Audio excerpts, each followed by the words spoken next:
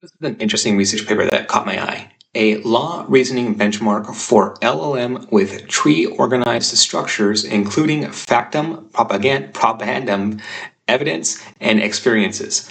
This is put out by Tencent, and this is an interesting paper overall. They provide a unique framework and an explainable framework for LLM reasoning when it comes to law-related tasks and law reasoning specifically. I hear a lot of influencers specifically around this topic whenever it comes up that they dive into these things and they eat them up, right? And they try to attack. And then the big attacks that I see is that like LLM models are worthless in these arenas, etc., right? Except for when I actually have clients and actually make money, the biggest ones that come to me, like the most, is in the field of law. Just overwhelmingly, if you don't pay attention to like the people that are telling you one way or another what's going on, and then just follow the money leads you down this path, and that people within the law industry very specifically are utilizing AI up and down. And then so this is for you.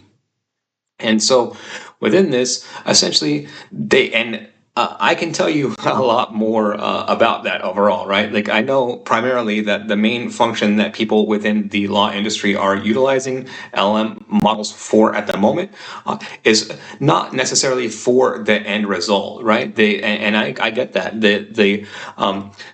It's the how exactly is the model reasoning and getting towards those steps, which is a big part of the law. I can completely understand that. I can break it down from an engineering perspective and understand what the appeal is within this. And then so can the engineers of Tencent, right? And then so that's exactly what their framework does overall. So very specifically, they start off with a case description, and then they feed it evidence, experiences, and then facts. And then the goal is that the model utilizes this in a structured tree-like hierarchical approach in order to be able to fully explain out its logical reasoning, right? So you start with the input, which is a case description, and then it goes into three subtasks, right? It has the fact probandum generation, evidence reasoning, and then that can go back and forth, and then from there it generates experience generation, and then it generates the final output. And all of this can be fully traced back deterministically within this particular model framework is the goal of it, right? So in this instance, they give it a case of the jury decided that Jones's version of events was more coherent and credible, and it convicted Atkins of capital murder. During the penalty phase of the trial, the defense presented Atkins' school records, and the results of an IQ test carried out by the clinical psychologist, Dr. Evan Nelson, confirmed that he had an IQ of 59. On that basis, it proposed that he was mildly mentally retarded. And then so it goes through and it generates facts based off of this. It convicted Atkins of capital murder. He was mildly mentally deficient, and then he was given the death penalty in this instance. The jury decided that Jones's version of events was more coherent and credible, and during the penalty phase of the trial, the defense presented Atkins' school records. So and then you can see here that it generates evidence from there, which it gives you the experience generation is what you would want as from the lawyer perspective in this instance, right? So generally speaking, women are not inclined to dominate, which is kind of the facts that it extracts from that. Like, why does it get into its reasoning? This is why, right? Like I understand that the output is less important in that instance as to why exactly it throws in that particular fact into the equation, right? And then so that makes it very interesting. And this framework overall that they develop is very interesting. They provide everything that you would need within the framework. They provide the full data set, which is amazing. Thank you for providing the data set within this. Like they give you essentially everything that you need to reconstruct it, including the benchmarks, except for the code overall, which I'll get to in a second. But so we go to the benchmarks here, and then the benchmarks are pretty telling overall. Essentially, like the best models to train this on would be the top of the line models, go figure. But so DeepSeek, I'm just pointing this out, that their DeepSeek model does score very highly on these tests, and it's beating out some of the GPT-4o and the Claude 3.5 models that they benchmark it against. But so I'm assuming that's the max, the very full version of DeepSeek, like the 400 billion parameter model. But so within this, what they show is, according to these benchmarks, you can get a very the top of the line that would beat anything else on the market. Very like even their own models, internal models that they're benchmarking against, just by training, let's say, either GPT-4o, Claude 3.5, or DeepSeek V3 in this instance. Any of those three would be a good choice to fine tune. And then, like I said, they don't provide you the code on that particular research paper, so I did them one better for you. Here you go.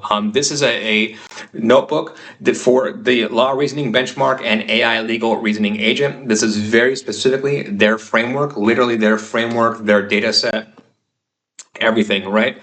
And then all you would need to do is hit play on this, adjust the model. So you would want to go down here. Let me show you to exactly where the model is in this instance. But what are, like, so you can put in like DeepSeek or whatever model that you would want to within this particular framework.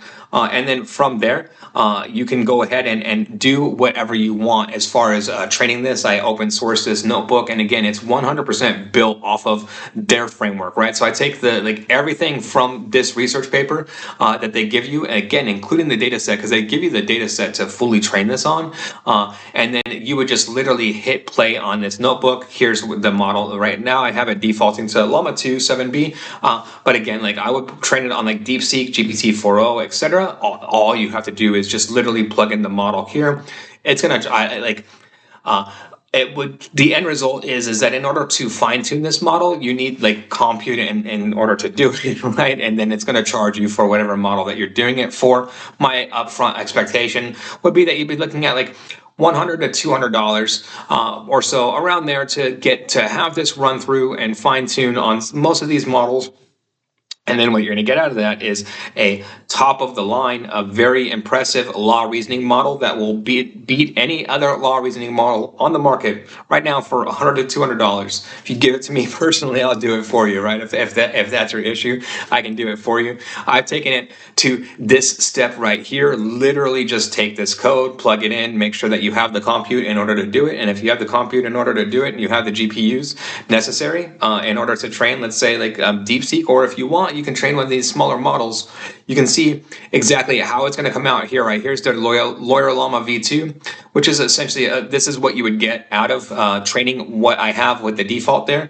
And you can see, I mean, you're going to get like good, in some instances, double the performance by going with GPT-4o or DeepSeek V3. So like you can very significantly increase the performance over this, but this is ready to go. Just hit play, and you'd be good to go.